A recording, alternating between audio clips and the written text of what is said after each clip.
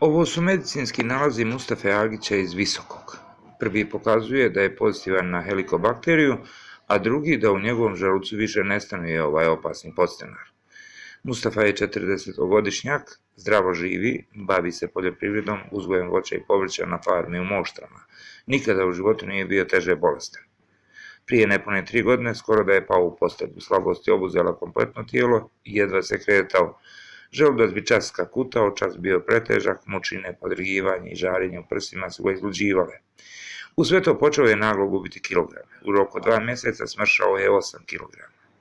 Konstantno je povraćao šta god da je unosio organizam, čak i čaša vode ga je mučila i stvarala mu bolove u stomaku.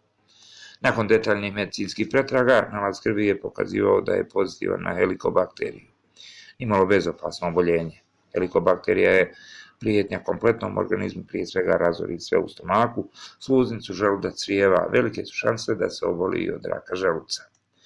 Koristio je Mustafa sve što je medicina mu preporučivala, ali helikobakteriju nije mogao trajno ukloniti.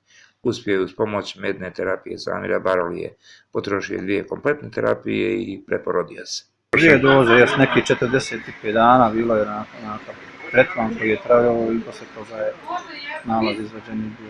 I prvo što je Mustafa poželio to je da se najde paprika, jel? Jeste. Voli paprike, ali nije mogo smetati. To je domaća hrana, tako da nemaš to kupiti. Kad odeš na pijacu, kad sebi proizvedeš papriku, to je nešto baš to je klasika paprika. Mogu zamisliti kako je čovjek koji proizvede papriku, njeguje cijelo godine, ne može je jesti. Je li istina da ste 4-5 dana non stop samo jeli? Pa dobro, ono klasika, jedan dio obroka bude i to, nije ostalo.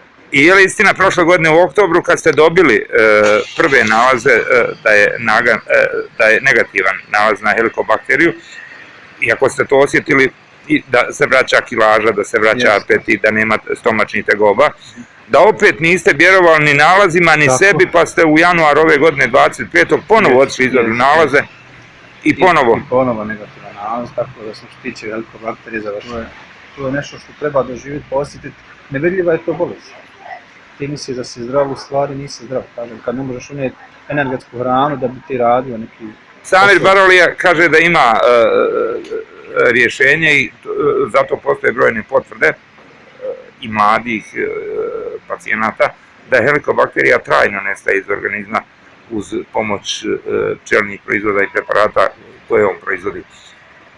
Ja se bavim proizvodnjom pčelnih proizvoda koji omogućuju trajno izlječenje raznih oboljenja, pa tako i helikobakterije. Kontakt telefon?